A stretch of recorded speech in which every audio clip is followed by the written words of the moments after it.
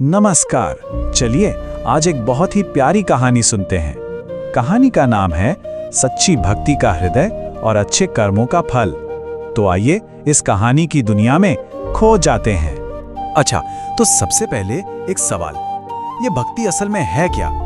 क्या इसका मतलब बस पूजा पाठ और रीति रिवाज निभाना है, या फिर इसका कोई गहरा मतलब भी है? हमारी आज की कहानी ना इसी सवाल के इर्द गिर्द घूमती है। तो कहानी का हीरो है मोहन। बिल्कुल एक साधारण सा लड़का, लेकिन उसका विश्वास, उसकी आस्था बहुत पक्की थी। वो बस एक बात जानता था और मानता था कि अगर मन सच्चा होना तो श्याम बाबा मदद करने जरूर आते हैं। बस यही एक लाइन उसके जीने का आधार थी। तो ये कहानी है एक छोटे से गांव की, और इस गांव में ना हमें दो बिल्कुल अलग अलग सोच वाले लोग मिलते हैं। एक तरफ है मोहन, जिसका विश्वास बिल्कुल अटूट है, और दूसरी तरफ एक ऐसा लड़का है जिसके मन में सिर्फ शक ही शक है।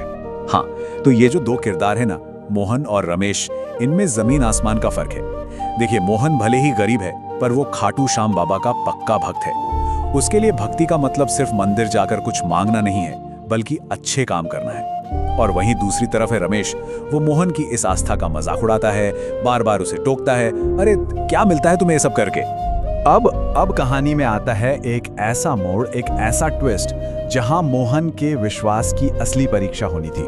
जरा सोचिए वो मंजर, गांव में जोर का तूफान आया हुआ है, मूसलाधार बारिश, हर कोई बस अपनी जान बचाने के लिए इधर उधर भाग रहा है, और इसी अफरा तफरी में एक बेचारे बुजुर्ग सड़क पर गिर जाते हैं। लोग उन्हें देखते हैं, पर कोई रोकता नहीं, सबको अपनी पड़ी है, सब आगे निकल जाते हैं। और बस यहीं से मोहन की असली परीक्षा का वक्त शुरू होता है। तो अब देखते हैं कि मोहन की भक्ति सिर्फ बातों तक थी, या वो असल में कुछ करके भी दिखाता है। और जानते हैं मोहन ने क्या किया? उसने एक पल के लिए भी नहीं सोचा। जहां पूरी दुनिया आगे भागी जा रही थी, वो अकेला रुका। वो दौड़ा, उस बुजुर्ग को सहारा देकर उठाया और अपनी छोटी सी टूटी फूटी झोपड़ी में ले आया।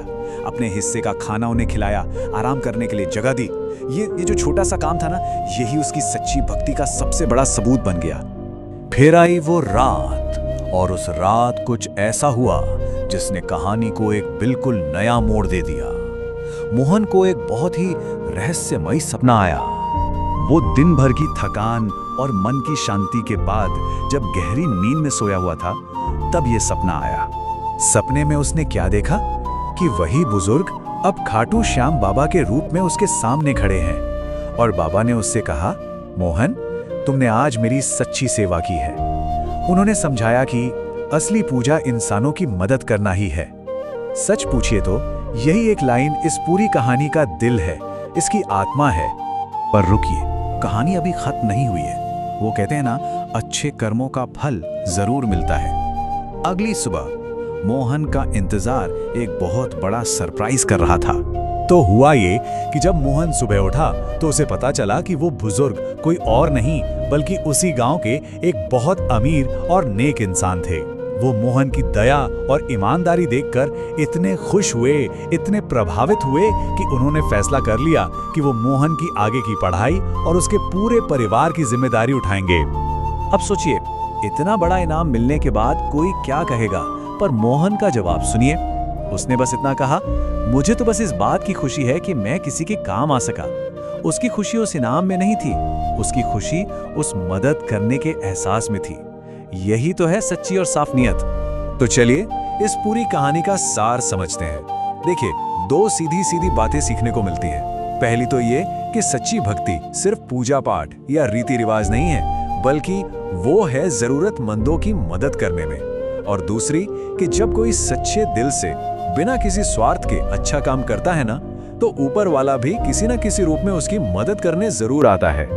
तो आखिर में बस एक सवाल है जिस पर सोचना जरूरी है, हमारी प्रार्थनाएं असल में कब कबूल होती हैं?